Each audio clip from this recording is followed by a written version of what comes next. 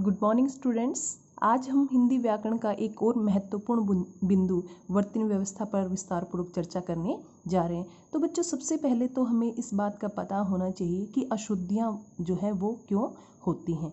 तो वास्तव में अगर देखा जाए तो 99% जो अशुद्धियाँ हैं वो हमारे उच्चारण अशुद्ध होने के कारण ही होते हैं। यानी कि जब हम किसी भी शब्द को देखते हैं, पढ़ते हैं, तो हम उसकी मात्राओं पर ध्यान नहीं करते और जैसा हम पढ़ते हैं वैसा ही हम लिखते हैं। तो वर्तनी जो है शुद्ध करने के लिए सबसे पहला जो काम है वो आपको करना होगा कि जब भी कोई शब्द आपके सामने लिखा हुआ है आप उसको ध्यान से पढ़ेंगे, उसकी मात्राओं पर ध्यान देंगे, तो आप क्या देखेंगे कि धीरे धीरे करके आपकी जो वर्तनी है वो पूर्ण रूप से शुद्ध होने लग जाएगी। कोई भी वर्तनी आपकी अशुद्ध नहीं होगी।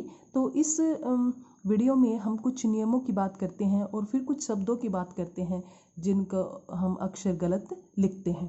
तो पहला नियम है कि जब किसी शब्द के अंदर हम देखते हैं कि हमारे उष्ण से यानी कि हमारे तालव्य से, मूर्धन्य और ये दंत, ये तीनों एक ही शब्द के अंदर आते हैं तो हम भ्रमित हो जाते हैं और सोचते हैं कि इनमें से पहला कौन सा आएगा। वैसे तो उच्चारण से पता चल जाता है, लेकिन फिर भी अगर आपने वो शब्द पहले कभी नहीं देखा है तो उसके लिए आपको बिल्कुल भी विचलित होने की आवश्यकता नहीं है। तो जो क्रम हमारी पुस्तक में होता है या वर्णमाला में जो क्रम है वही हमें लिखना होगा।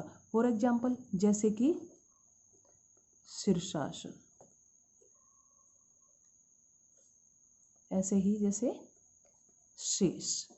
लेकिन बेटा ये नियम 100% लागू नहीं होता। कभी कभी एक दो शब्द ऐसे भी हैं जिन पर ये नियम लागू नहीं होता, लेकिन अधिकतर हमें जो है इसी नियम का पालन करना होगा। एक और अगला नियम है, ये है पंचमाक्षर से संबंधित, कि जब हमारे पंचमाक्षर के बारे में बेटा हम पहले भी काफ़ी विस्तारपूर्वक चर्चा कर चुके हैं और भी कुछ इसके नियम हैं जिनके बारे में मैं अभी आपको बताना चाहूँगी। कि जब हमारे जो ये पंचमाक्षर हैं इनकी जगह काफ़ी बार ऐसा होता है कि हम अनुस्वार का प्रयोग करते हैं और कभी हम अनुस्वार का प्रयोग नहीं करते। तो किन किन कंडीशन में हम अनुस्वार का प्रयोग करते हैं और कब हमें प्रयोग नहीं करना चाहिए उसके बारे में हम पढ़ेंगे। तो हमारा पहला नियम है कि स्वर रहित पंचमाक्षर जब अपने ही वर्ग के व्यंजन से पहले आता है तो हम अनुस्वार का प्रयोग करते हैं। वैसे ये नियम मैं आपको वर्णमाला भाग में भी बता चुकी हूँ। चलो एक और एग्जाम्पल हम लेते हैं। जैसे कि मैंने लिखा दंड, क्या लिखा? दंड। तो ये जो है ये अनुस्वार कहाँ है? द के ऊपर। उसके बाद में क्या है? ड। और इसका पंचमाक्षर क्या आता है? ये अण।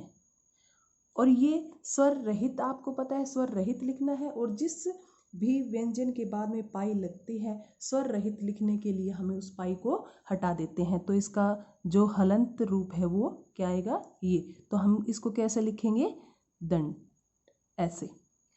लेकिन हम जो है इसको इस रूप को अधिक मान्य समझेंगे, क्योंकि हमारा जो रूल है वो क्या कहता है कि अगर अनुस्वार के बाद पंचमाक्षर उसी वर्ग का है तो वह हम अनुस्वार का प्रयोग करेंगे।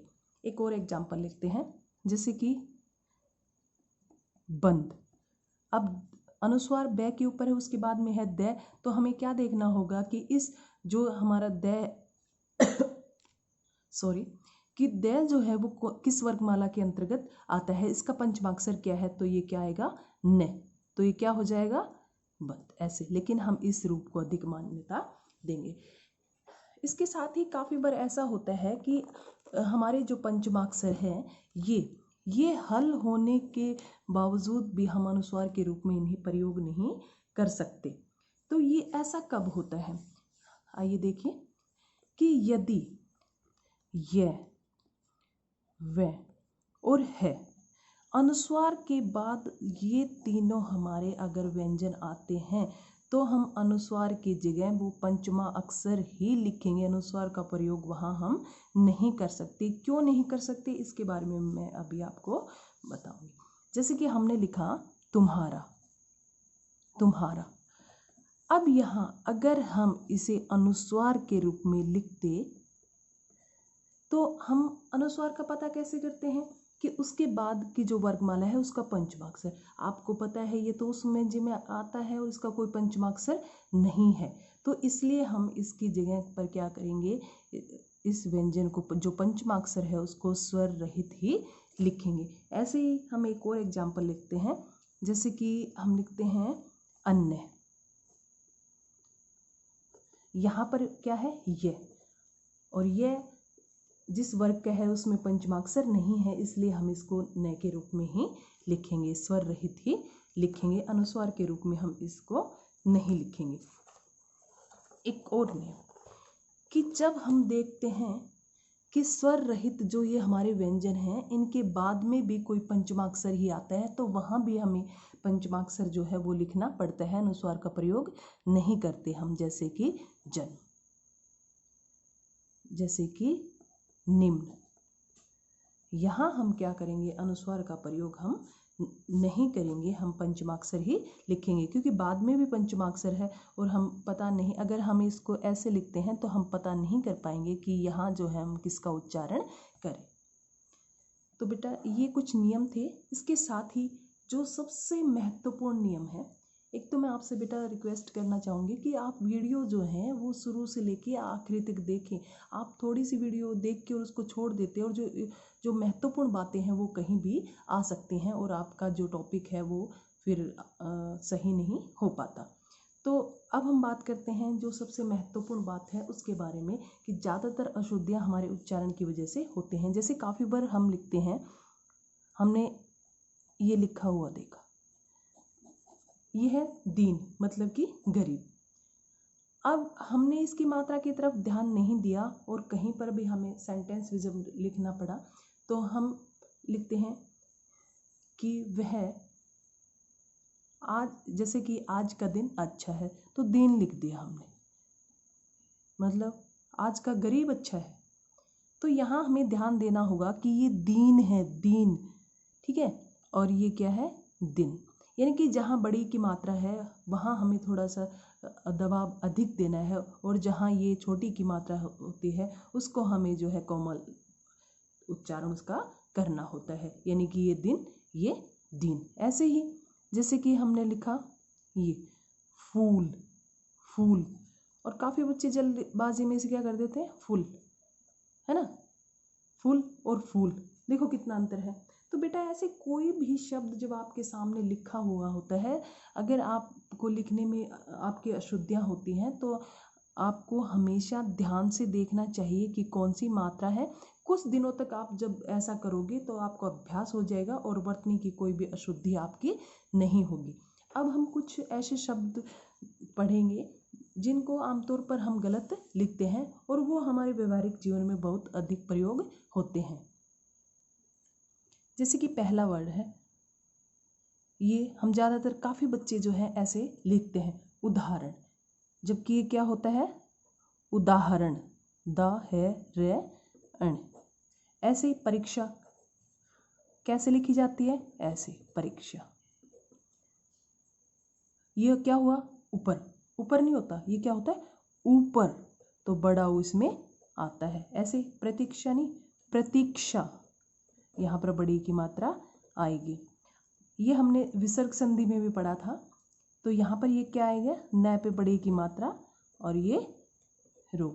अब हम जो आलपिन हम यूज़ करते हैं, हम इसको बोलते ही आलपिन है, जबकि वास्तव में इसका शुद्ध रूप क्या होता है, सॉरी, आलपीन, आलपीन होता है ये, और हम इसको बोलते हैं आलपीन। और बेटा ये जो रे पे छोटे और बड़े की मात्रा होती है, इस पर तो हम कभी ध्यान ही नहीं देते, जबकि जो छोटे ऊ की मात्रा होती है उसको हम, यहाँ मैं लिख के दिखाती हूँ, ऐसे लिखते हैं, और जो बड़े ऊ की मात्रा होती है इसको हम ऐसे लिखते हैं। तो जो गुरु है उसमें छोटे ऊ की मात्रा लगती है, तो हमें ऐसे लिखना होगा। अगर हमने ऐसे किया तो ये हमारा अशुद्ध माना जाएगा। एक और होता है जिसको हम बोलते हैं चार दीवारी।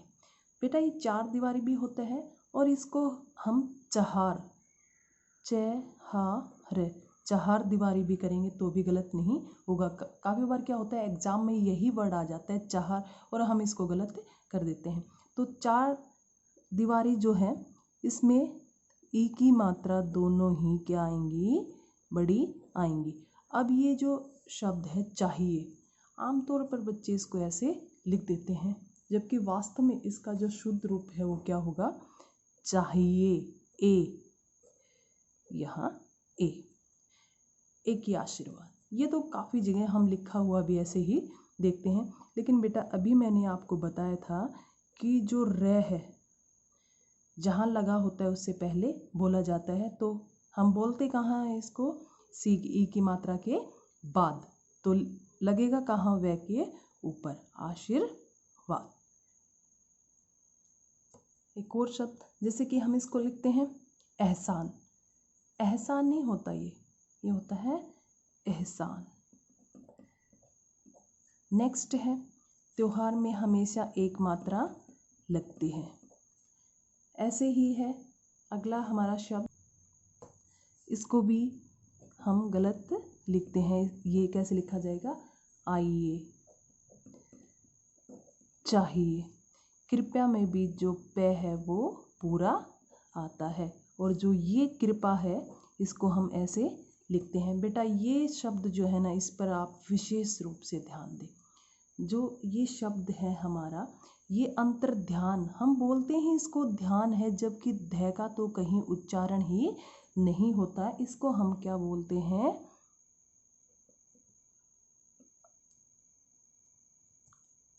अंतर ध्यान।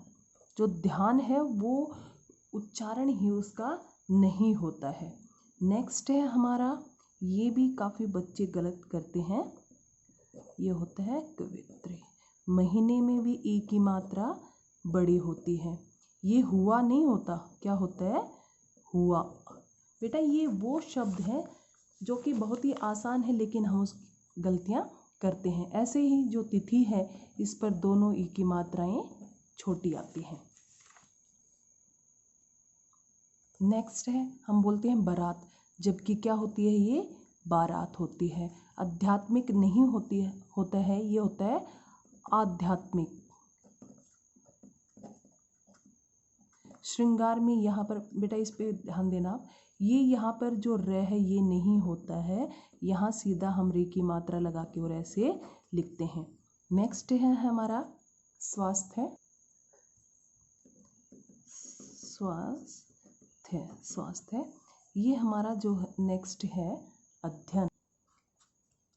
हाँ स्वास्थ्य, और बेटा फिर है हमारा अध्ययन, ऐसे लिखा जाता है। हुए में ए नहीं आता, ए की मात्रा आती है। प्रसन्न, इसमें ये आदन है और पूरन है। ऐसे ही लीजिए में पहली मात्रा ली-जी-ए, तो पहले बड़ी मात्रा फिर छोटी मात्रा, और ये गई तो ज़्यादातर बच्चे जो है इसको ऐसे ही लिखते हैं, जबकि इसमें ये ई आता है। ऐसे बेटा और भी काफ़ी शब्द हैं जिनका उच्चारण हम जो है अशुद्ध करते हैं। तो बेटा ये जो कुछ शब्द मैंने आपके सामने यहाँ लिखे हैं, इन पर आप ध्यान देना, क्योंकि काफ़ी इनमें से 70% शब्द जो हैं उनका आप अशुद्ध उच्चारण करते हैं, और हमारे व्यवहारिक जीवन में इन शब्दों का प्रयोग जो है बहुत अधिक होता है। तो बेटा मैं उम्मीद करती हूँ कि आप इन पर ध्यान दोगे और अशुद्धियाँ कम से कम करोगे। धन्यवाद।